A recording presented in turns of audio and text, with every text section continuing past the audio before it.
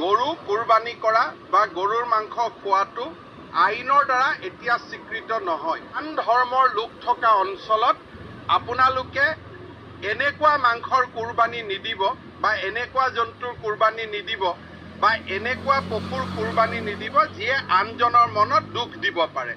মই এটাই কথা অনুৰোধ কৰিম যে যেতিয়া আমি ভগৱান বা আল্লাহৰ হৈ আমি প্ৰাৰ্থনা কৰোঁ বা আমি যেতিয়া তেখেতক সকলো শ্ৰদ্ধাৰে উপচাই দিওঁ, তেতিয়া আমি সদায় মনত ৰাখিব লাগে যে ইয়াৰ ফলত যাতে ওচৰ চুবুৰীয়া মানুহজনেও সেই আনন্দত অংশগ্ৰহণ কৰিব পাৰে।